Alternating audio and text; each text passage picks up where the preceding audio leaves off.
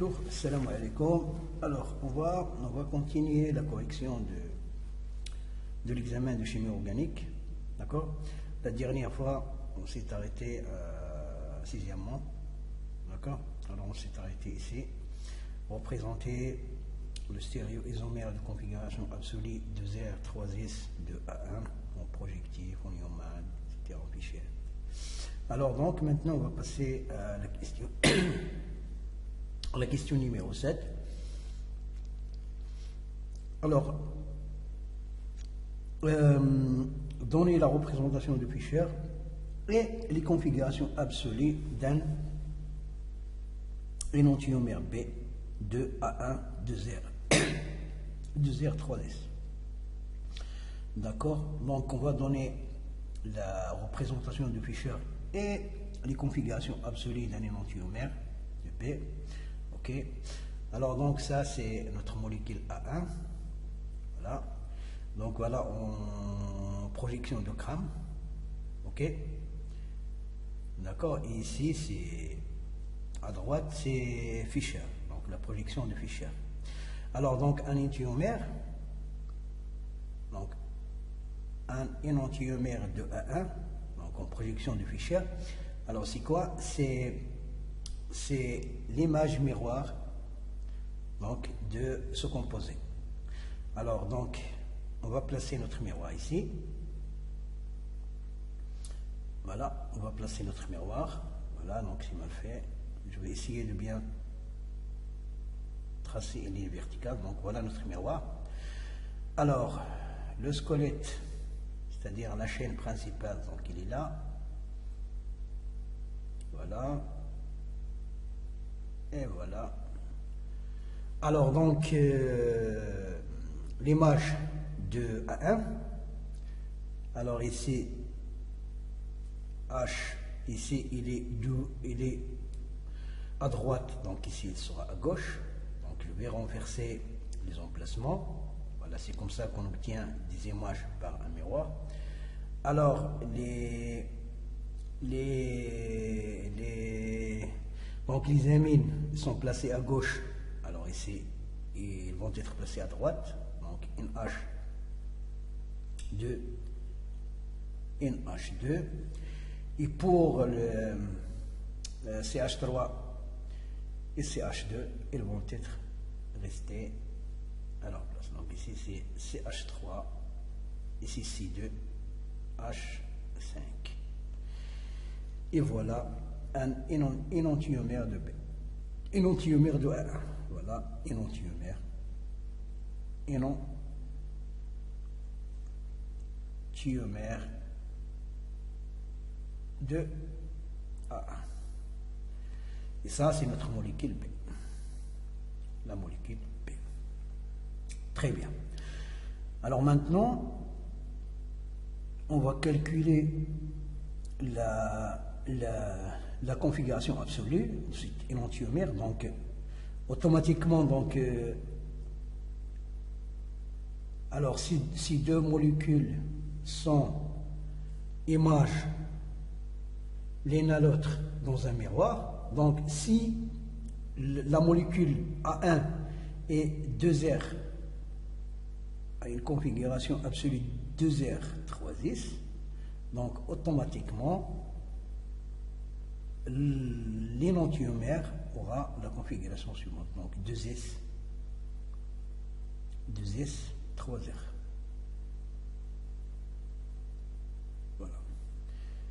Alors, ok, donc 2S 3R. Absolu d'un énantiomère de B. Ok. Alors, donc, on va s'assurer, donc, on va calculer la configuration absolue de cet énantiomère, de l'image de A1 par un miroir, en utilisant bien sûr la méthode Hahn-Prelog-Ingold, voilà, si j'arrive à le prononcer correctement. Alors, donc, la priorité, c'est substitution, donc 1, ici 2, 3, 4. Voilà, donc, je barre le coefficient le plus bas, qui est 4 ici, l'hydrogène. et je trace un chemin allant de 1 vers 3. Voilà, donc c'est vers la droite. Le problème ici, c'est que le substituant qui possède le plus bas indice, il est placé devant, d'accord, car les liaisons horizontales sont des liaisons qui se trouvent dans l'arrière des plans, et les liaisons horizontaux sont des liaisons qui sont placées devant le plan. Donc ici, je ne peux rien faire. Alors il y a un astuce pour déterminer la configuration absolue, c'est de faire une permutation. Mais il faut faire deux permutations, c'est-à-dire des permutations paires, c'est-à-dire 2 permutations, 4, 6, 8.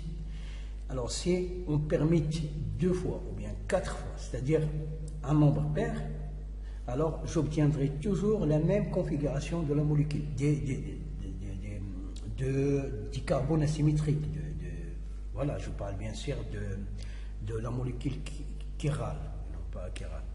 Alors, donc, c'est ce qu'on va faire. Donc, je vais permettre le 4 et le 3. Alors, pourquoi? L'objectif, c'est de placer l'élément qui possède le plus bas indice dans l'arrière des plans. D'accord? Alors, le 3, mais je dois faire 2 permutations. Alors, le 4 et le 3 vont permuter. Je vais faire la même chose avec les 2 substituants. Donc, ici, j'ai 2, donc là, c'est 1. Et ici, 2. Alors maintenant, donc je barre le substituant 4 et je me déplace de 1 vers 3 et vous allez constater que je tourne vers la gauche, c'est-à-dire dans le sens anti-horaire, ça veut dire S. D'accord? Alors, donc 2, alors j'ai oublié de numéroter les carbones. Alors ici, c'est le carbone numéro 1. Alors, je vais les numéroter. Donc ici, carbone numéro 1. Alors ici, c'est le carbone numéro 2. Et ici, le carbone numéro 3. La même chose ici, 2, ici 3. D'accord? Alors, je vais faire la même chose. Voilà, je vais nettoyer ma figure, l'image pour... Voilà, juste. Voilà. Et puis voilà.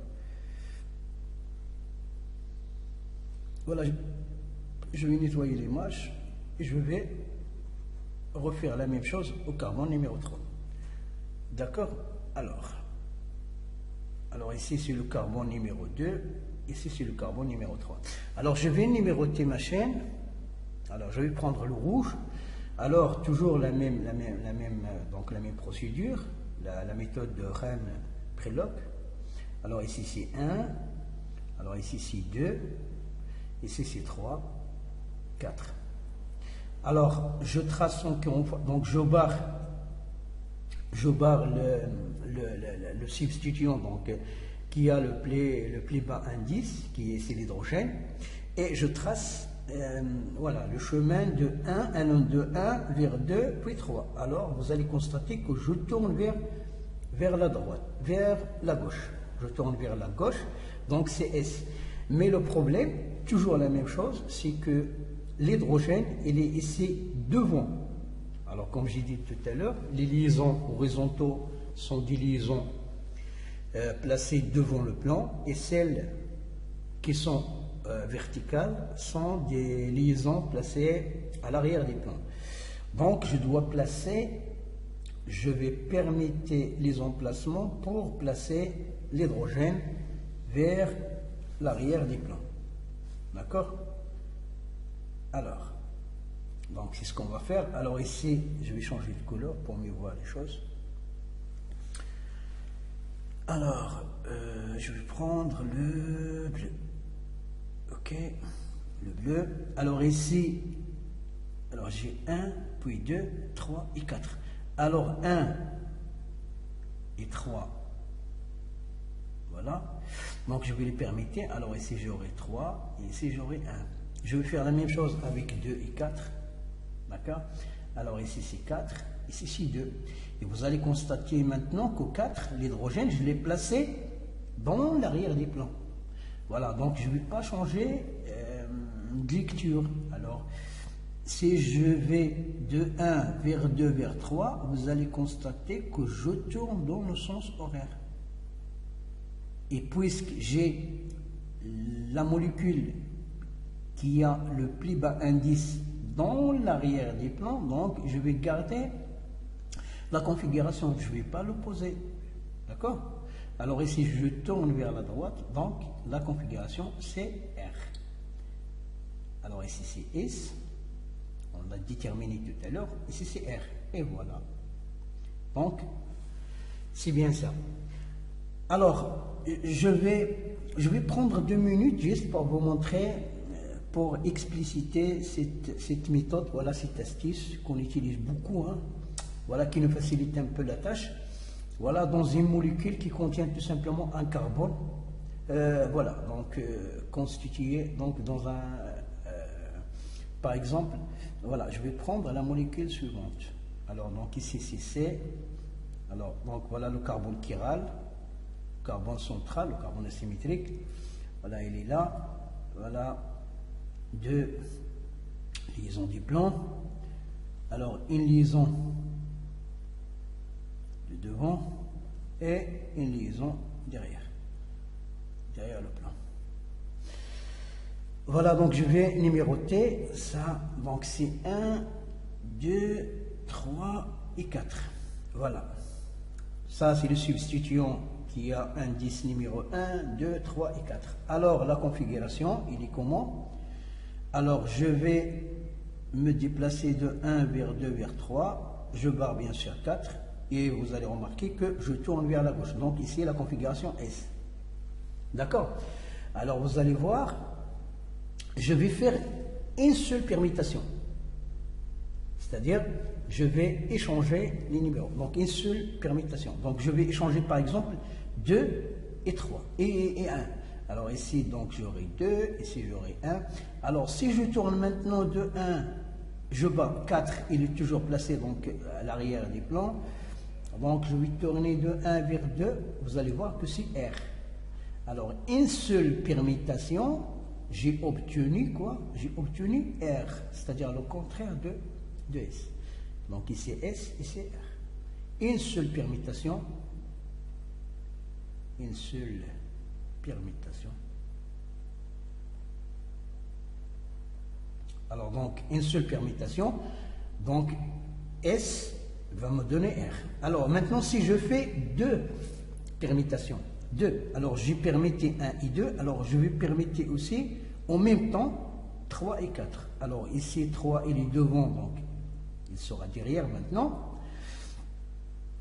Et maintenant il est 4. Et 4 serait devant. Alors comment je vais faire? Alors je vais tourner de 1 vers 2 vers 3. Alors c'est R. Mais le problème ici, je dois renverser la configuration car l'élément le plus bas, qui a l'indice le plus bas, il est placé maintenant devant. D'accord? Alors j'ai R ici, donc j'aurai S. Alors vous allez voir que après avoir effectué 2 permutations, je tombe sur la même configuration initiale. Donc 2 permutations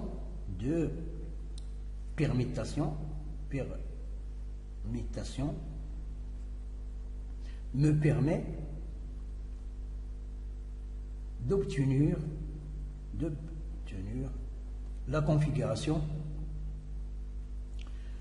donc me permet d'obtenir la configuration initiale, la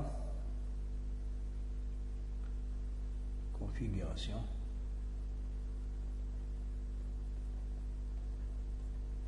initiale. D'accord?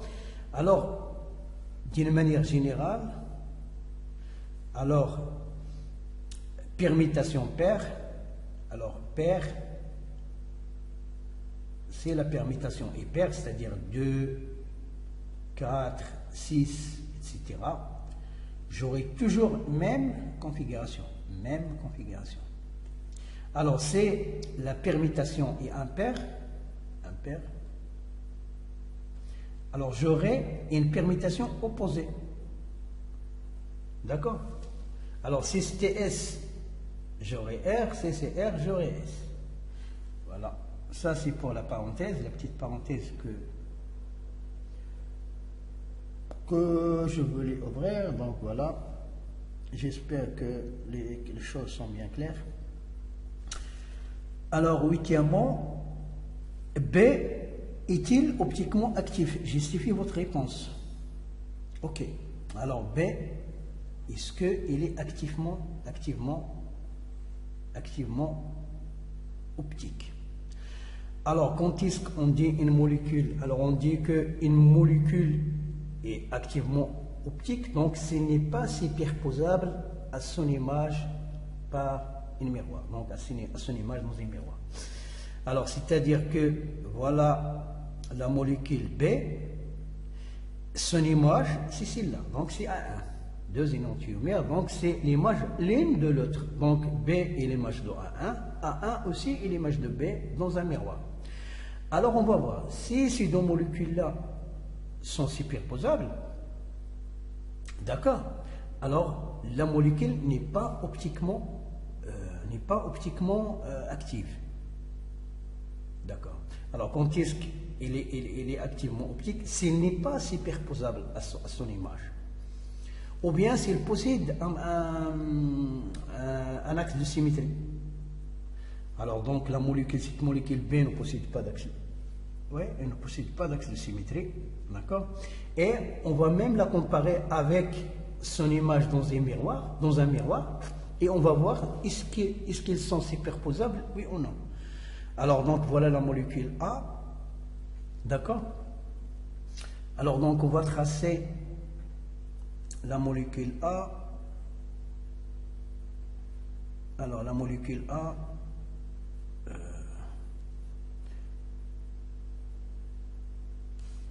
voilà donc la molécule A.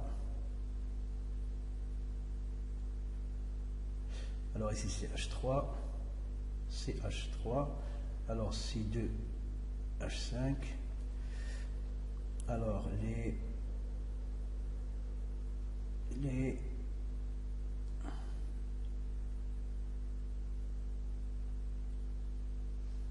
voilà les liaisons de devant, les liaisons de derrière. Alors, qu'est-ce que j'ai devant, qu'est-ce que j'ai derrière? Alors ici H devant, H derrière. H devant, H derrière. Donc ici c'est H devant, H derrière. Alors, une H2, puis une H2. Alors maintenant, je vais tracer son image. L'image. Voilà le miroir. Ok, donc le miroir, voilà l'image. Ok, voilà. Alors ici c'est C2, H5. Alors ici c'est H3. Alors les molécules, voilà donc les substituants de devant. Alors ici devant. Ouais. Alors ici devant, la liaison de devant, la liaison de derrière c'est magenta, donc derrière, puis derrière. Ok. Alors les hydrogènes. Alors l'hydrogène ici il est derrière, donc il soit resté derrière. D'accord. Alors l'hydrogène ici, il est devant, donc il sera devant. Alors maintenant pour une H2 ici, il est devant, donc il sera resté toujours devant. Et dans le carbone, je vais les numéroter. Alors ici, une H2. Alors donc je vais numéroter les carbones. Alors ici c'est le carbone numéro 2, ici c'est le carbone numéro 3. 2, 3. Alors je vais faire pivoter, tourner, voilà l'axe. Donc je vais tracer un axe ici. D'accord, voilà l'axe de rotation. Je vais l'axe de rotation, et je vais faire tourner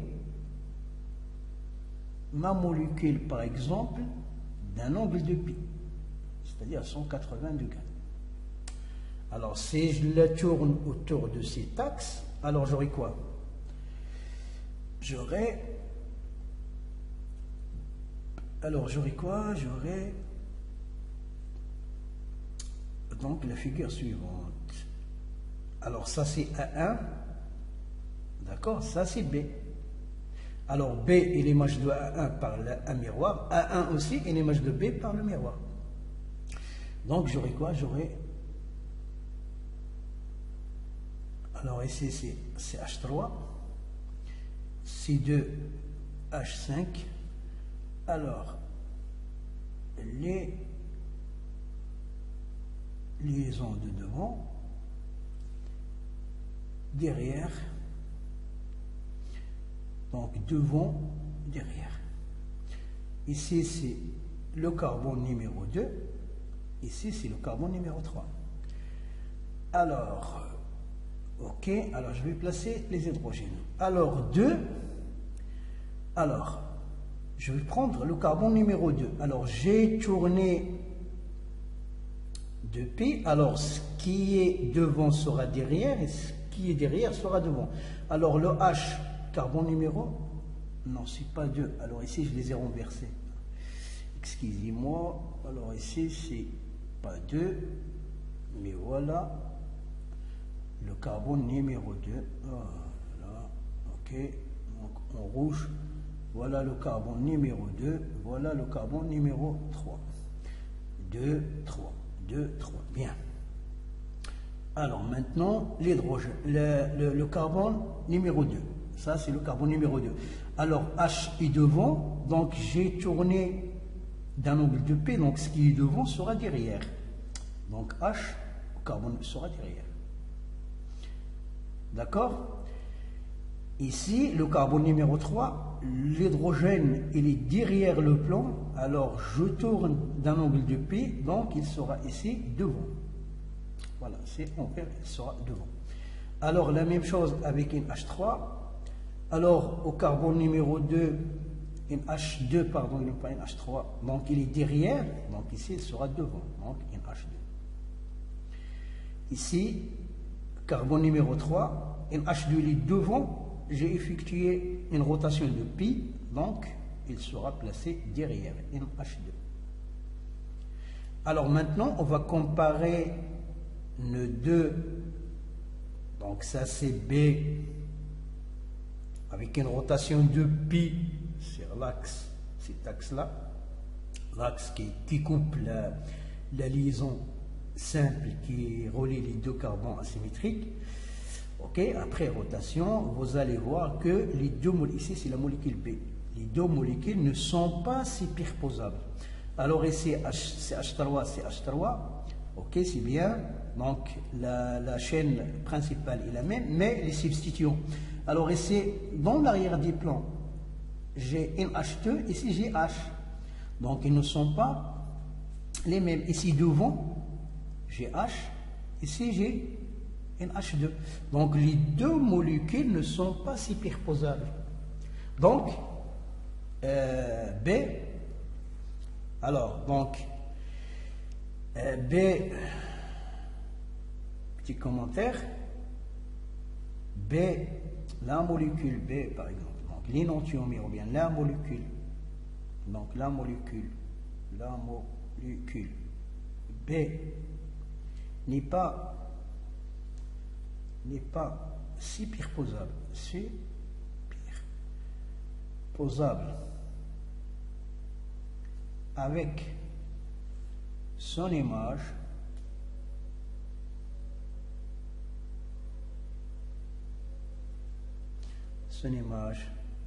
dans un miroir.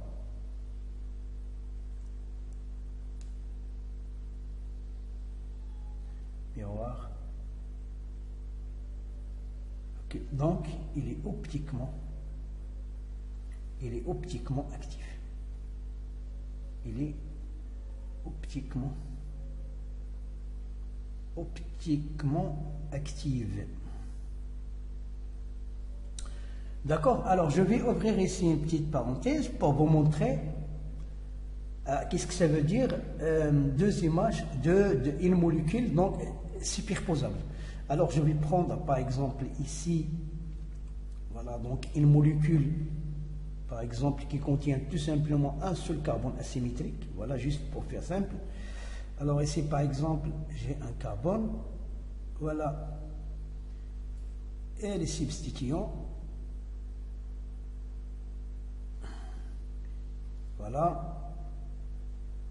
Alors ici, j'ai par exemple un substituant A, ici par exemple B, ici E. D'accord? Alors son image, l'image de cette molécule par un miroir, alors aura la ligne suivante. Alors, le carbone, il est là, donc B, il est devant, donc il va rester devant. E, il est derrière. A, il est là. Donc A sera ici. Alors, ici c'est B. Alors, je vais faire pivoter. Alors, donc, je vais tourner. Alors, suivant cet axe-là, je vais tourner cette molécule. Je vais la faire pivoter de cet angle-là. Voilà, dans l'angle de P. C'est-à-dire, celle-là va devenir ici. D'accord, de P sur 2. Une rotation de P sur 2. Donc, rotation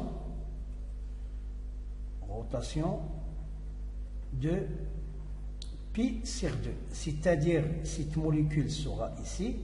Et cette molécule sera là. D'accord? Donc, voilà la rotation. Donc, j'aurai quoi? J'aurai, celle-là serait ici, donc A. Celle-ci, ici le carbone, sera là. OK? Alors, B, donc, serait ici. Voilà, B. Et donc E serait ici. E. Et vous allez voir que ces deux molécules sont superposables maintenant. A, E, B, B. Donc ils sont superposables. Alors ça, ces deux molécules sont l'image l'une de l'autre dans un miroir et ils sont superposables, donc il n'est pas activement optique, non optique. Voilà, juste pour la parenthèse, il n'est pas optique. Ok, donc c'est une molécule achirale. Ouais, il n'est pas chiral, il est achiral. Ok. Alors, j'espère que l'idée est bien claire. Alors, je vais passer maintenant à B. Non, maintenant, deuxièmement, donner les noms systématiques. Alors, on va placer. Donc, je vais arrêter la vidéo, juste le temps de dessiner ces molécules-là, pour ne pas perdre beaucoup de temps. Voilà. Deuxièmement, donc, les noms systématiques. Voilà, je les ai tracés ici. Voilà, donc la première molécule. D'accord? Donc, on va commencer par déterminer la chaîne principale, donc la chaîne qui contient le plus de substituants et le plus grand nombre de carbone, donc c'est celle-là. D'accord? Donc, voilà la chaîne principale. D'accord? Alors, maintenant, je vais la numéroter. D'accord? Donc, vous allez remarquer tout de suite que, voilà, si je la numéro de la droite, je commence de la droite, alors ce isopropyl aura 3. Par contre, si je commence de la gauche, le premier isopropyl aura l'indice numéro 2. Donc, je commence par ici. 1, 2, 3, 4, 5 et 6. Alors déjà, donc le nombre de carbone c'est hex, 6. Les liaisons sont simples, donc il sera un hexane. Alors 1, 2, 3, 4, 5 et 6. Donc hexane. Hexane. D'accord? Donc c'est un hexane. Alors, combien j'ai de substituants? Alors, les substituants, ici j'ai isopropyl en 2 et 4. Isopropyl, puis l'éthane. C'est ça? Donc l'éthyle. Un groupement éthyle et deux groupements isopropyl. Éthyle, isopropyl. Alors, maintenant, éthyle au 3. Alors, IE, alors qui est le premier, mais c'est D, E, F. Donc, c'est celui-là. Éthyle. Donc, alors,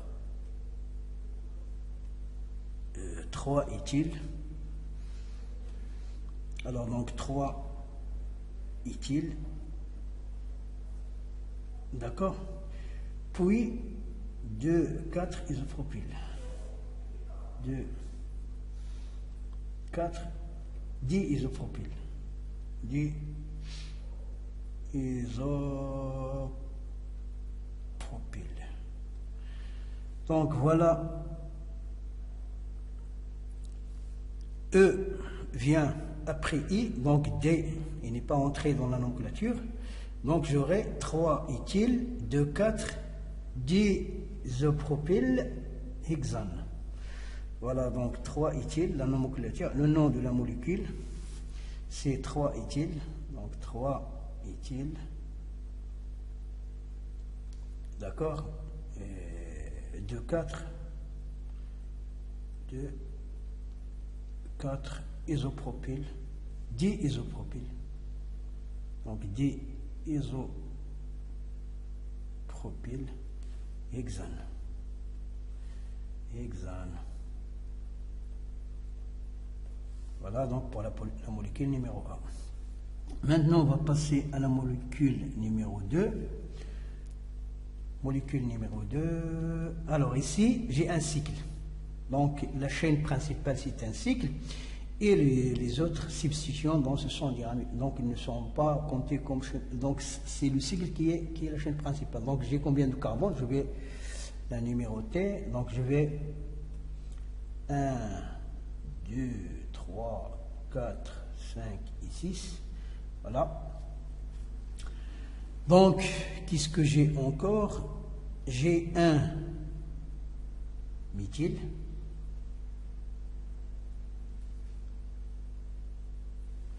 Méthyle. D'accord? 2 diméthyle. Et puis 3 méthyle. 3 méthyle. Alors, donc, j'ai ici tétraméthyle. 4 groupements méthyle. Alors, donc, la chaîne principale, c'est cyclohexane. Et les liaisons sont simples. Donc, cyclohexane, c'est... Donc, cyclohexane.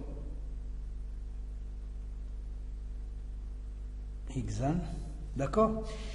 Et je vais écrire ici un tétraméthyle. Donc 1,2, d'accord, 3 tétraméthyle. Alors donc j'ai pas assez d'espace, donc 1,2, 3 tétraméthyle.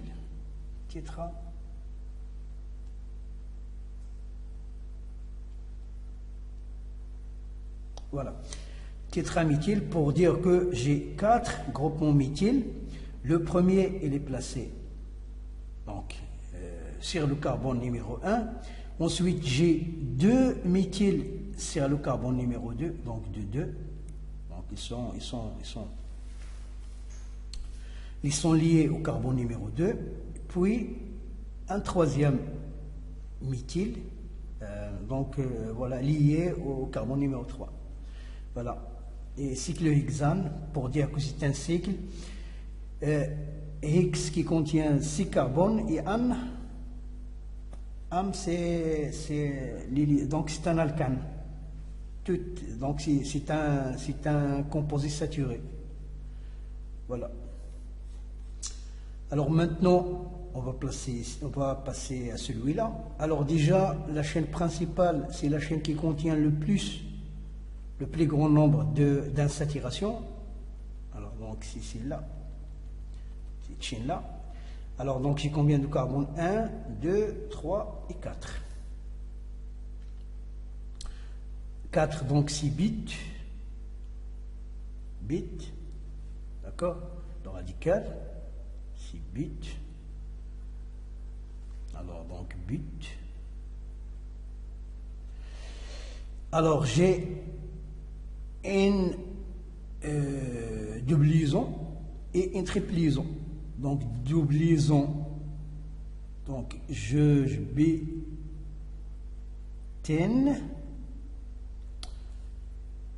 1, 2, 3 IN.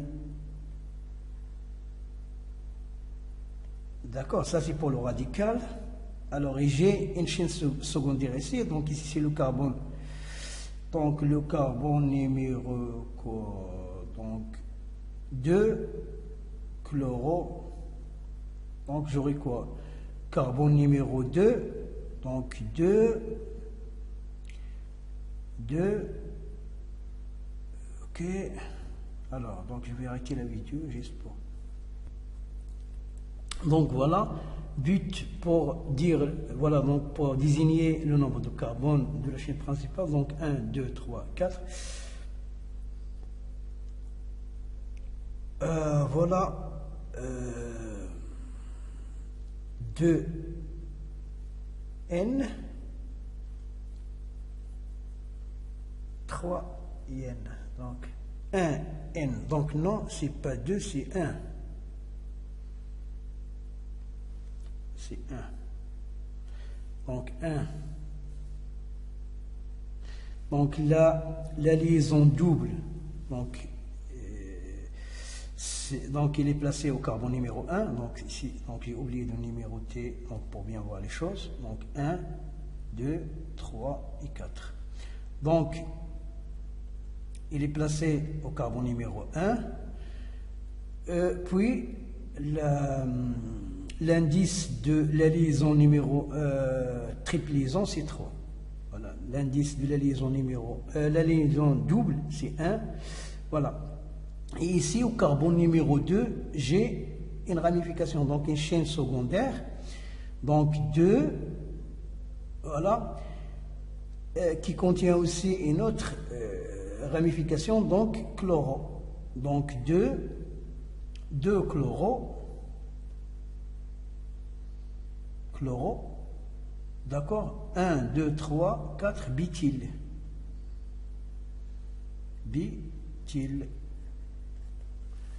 Voilà, donc 2 chloro, butyl, bit 1 N, 3 N. Alors, j'espère que je n'ai pas commis d'erreur. Voilà, donc je vais écrire tout ça ici.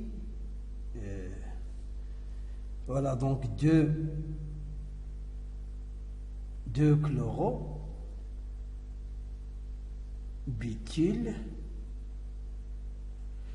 bit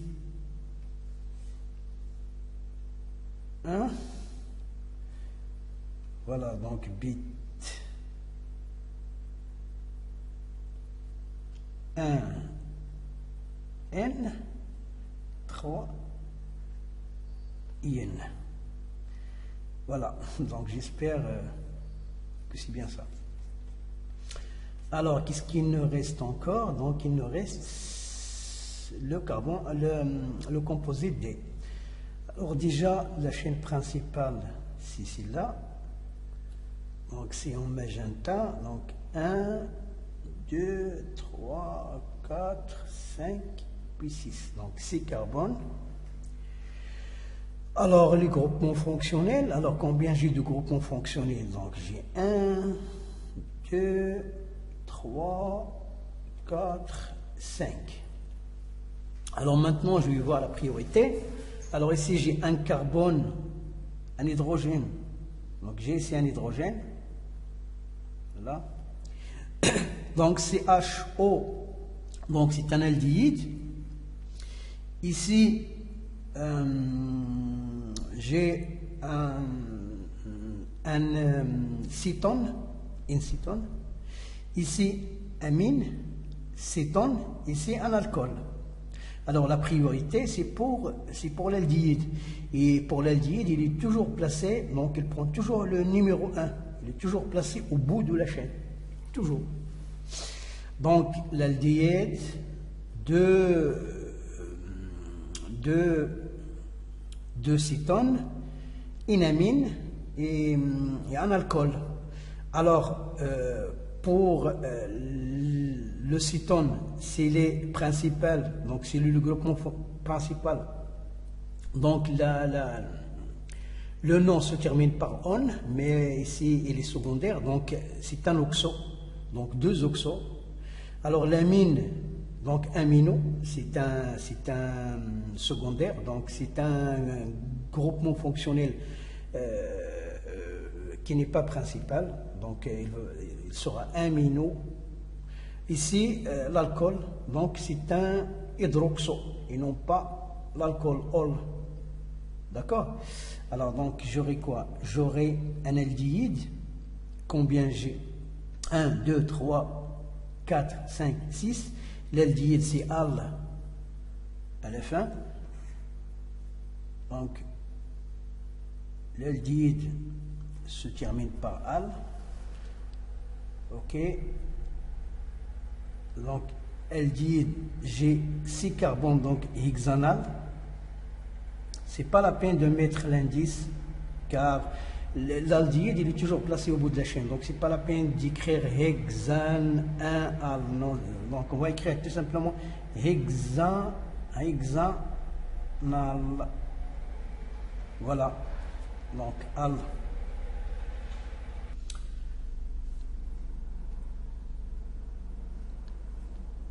Alors, donc ça c'est le radical hexanal. Alors, j'ai un groupement, donc ici j'ai oxo, 2, 5 oxo, d'accord, 2, 5 oxo, d'accord. Alors, qu'est-ce que j'ai encore? 4 amino. Donc 4 amino. Et quoi encore? 6 hydroxo. Alors 6 hydroxo. Donc 6 hydroxo. Alors ça y est, maintenant on va constituer notre composé. Alors, et on va commencer par l'ordre alphabétique. Alors, donc j'ai quoi? J'ai 4 aminos. Alors, donc 4 aminos. 4 aminos. D'accord? 4 aminos, H, donc 6 hydroxo. 4 aminos, 6 hydroxo. Donc 6 hydroxo. D'accord? 2, 5. Donc 2, 5. 2. Je vais faire un peu d'espace. 2, 5.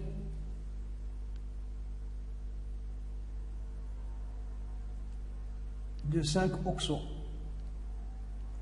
Donc 2, 5 oxo hexanal.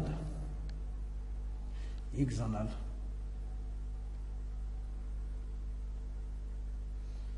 Hexanal. Et voilà, donc voilà, 4 amino, 6 hydroxo, 2, 5 oxo hexanal. Voilà le nom systématique de notre composé. Alors, donc, est-ce que c'est bien ça? Voilà, donc j'ai un aldéhyde. C'est pas un aldéhyde. Attendez. Un aldéhyde. Voilà, donc c'est bien ça, c'est un aldéhyde. Voilà, c'est un aldéhyde. Et voilà, donc ça y est. Donc on a fini la nomenclature de nos composés. Voilà. Excusez-moi, voilà, donc je travaille directement sans brouillon, sans rien du tout. Voilà, des fois je peux commettre des erreurs parce que voilà, c'est pour je travaille en live, donc sans brouillon, sans rien. Donc voilà, je prends un peu de temps pour ne pas commettre d'erreurs, mais voilà. Alors excusez-moi. Alors maintenant, ça y est, on a fini avec ça. Donc on va passer à l'autre partie. Alors, donner les configurations géométriques des molécules suivantes. Ok, les molécules. Alors, donc je vais recopier les molécules. D'accord. Alors, quelles sont les molécules? Donc c'est quoi? 1, 2, 3, 4. Donc un cycle. Voilà, donc avec 4. Donc j'ai, alors qu'est-ce que j'ai? Alors donc j'ai, voilà, donc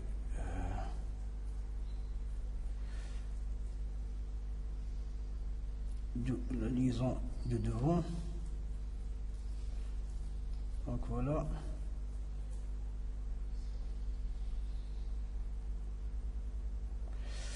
Alors, qu'est-ce que j'ai encore? Alors, l'hydrogène, il est placé carbone numéro 1, carbone numéro 2. Donc, voilà le carbone numéro 1, 2, 3 et 4. D'accord? Alors, qu'est-ce qui est placé devant dans le premier carbone? Le brome. Alors, ici, j'ai le brome. D'accord? Et là, de l'autre côté, j'ai un groupe amine. Amine NH2. Alors donc ici les hydrogènes, alors ils sont pas, oui. Alors donc ils sont placés de part et d'autre. Alors ici donc 1 et 2. Alors ici 1 et 2. Donc voilà, c'est une trans. Alors ici c'est trans. La configuration c'est trans.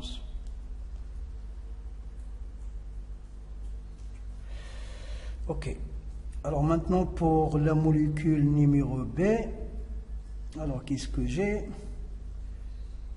J'ai quoi? Alors, donc, la molécule, donc, c'est, voilà, un double liaison. Bon. Double liaison O. Ok. Alors donc c'est alors ici j'ai le chlore, ici c'est le chlore, ici c'est l'oxygène.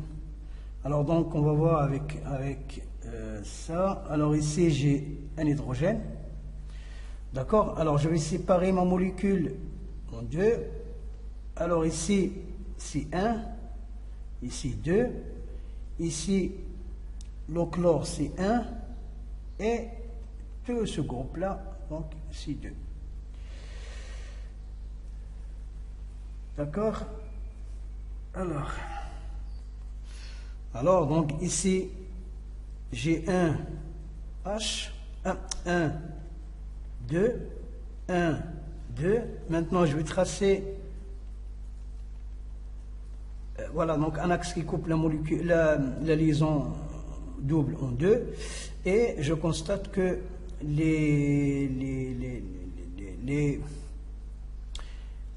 voilà donc les substituants qui comportent le nombre numéro 1 sont placés du même côté. Donc ici c'est Z. Voilà, donc la configuration géométrique de cette liaison et les Z. Alors pour celle-là, alors ici j'ai H, ici j'ai un groupement méthyle, c'est H3, donc ici c'est 1. Donc je vais couper la molécule en deux, d'accord? Donc 1 puis 2, la même chose ici. Ici c'est 1 et ici c'est 2. Alors maintenant je vais couper la liaison en deux et je constate que 1 sont placés de l'autre côté de la liaison. D'accord? Donc c'est hingegen. Et voilà la configuration géométrique de cette molécule. Et je crois que je vais arrêter la vidéo ici.